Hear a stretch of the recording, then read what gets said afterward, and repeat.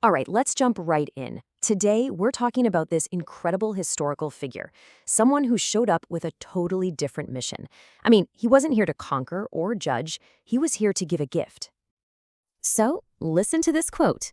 A great ocean of the nectar of divine love has suddenly appeared. Can you just imagine that? Something so deep, so wanted, just shows up. It's like finding a massive ocean in the middle of the desert. It really sets the scene for what was, honestly, a game-changing moment in spiritual history. What if the most powerful thing in the universe wasn't some kind of superweapon, but a gift? A gift just handed out freely to everyone. Most stories we hear about divine power are all about battles, right? Punishing the bad guys. But we're going to explore a totally different kind of power here. One that's all about generosity, with no strings attached. That's really the heart of what we're talking about today. Okay, so where does this all take place? The setting is what the old texts call the Age of Kali. And let me tell you, it's not a pretty picture. It's an era just full of conflict, hypocrisy, basically a lot of spiritual confusion. And it's right into the middle of all that chaos that this very different kind of savior appears. Now, before we get any further, let's just make sure we're on the same page with a key term here. Avatar. So, what is an avatar? It's a divine being who comes down from the spiritual world to the material world, and they always have a specific mission. This idea is, well, it's absolutely central to the whole story. So let's put a time and a place on this. We're in the year 1486 AD in Bengal, India. A figure appears who is known as Sri Chaitanya Mahaprabhu. And people at the time described him as having this incredible, radiant complexion, like molten gold. And that's exactly why he got the name, the Golden Avatar. Right, so every avatar has a reason for coming, a mission, right? But Sri Chaitanya's, well, his was on a whole other level. It was complex, layered, and from what the sources tell us, totally unprecedented. It wasn't just one thing. There were actually 3 different reasons for his descent. Let's dig into them. This quote really nails it. 2 phrases just jump out: causeless mercy and what no incarnation has ever offered before. Think about that. This tells us it wasn't just business as usual. This was the delivery of something brand new, a gift that had, until then, been kept completely under wraps. And this is where it gets really fascinating. You've got these 3 distinct purposes. First, the public one, giving away this incredible gift of divine love to, well, everyone. But then you have these 2 other reasons that are deeply personal. He wanted to actually feel the love that his greatest devotees have for him, and he wanted to taste that unique spiritual sweetness for himself. So it was both a mission for the entire world and a personal journey of discovery. Pretty amazing, right?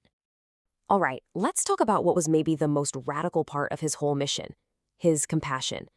I mean, this was a complete game changer compared to how things were done in the past. Okay, so look at this comparison. It lays it all out. On one hand, you have previous avatars. Their job was pretty clear: protect the good guys, defeat the bad guys. Mercy was often conditional, you kind of had to earn it. But Sri Chaitanya, totally different playbook.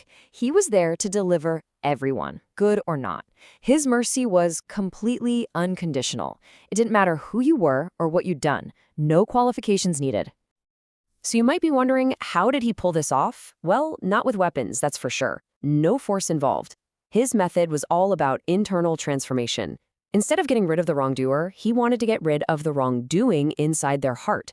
And his main tool for this? The simple, powerful collective chanting of the holy names. Okay, we keep talking about this gift, so let's get specific. What exactly was it? What was this incredible thing he came to give away so freely?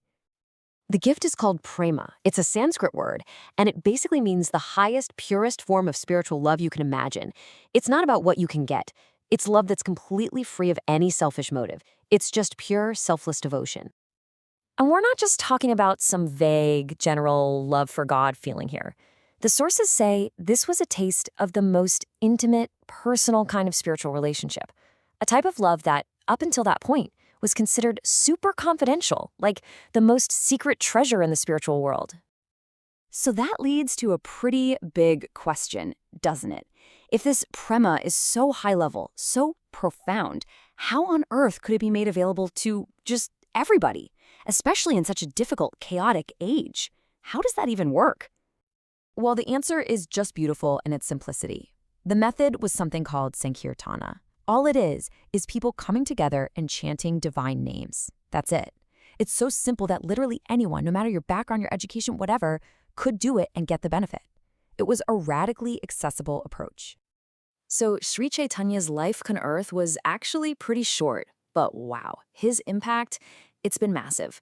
We're talking over 500 years later, and the movement he started is still going strong, spreading all over the world.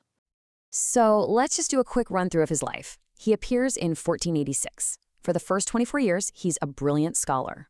Then, at 24, he completely changes course and enters the renounced order to focus on his mission. He then spends 6 years traveling all over India, mostly on foot, just spreading this movement.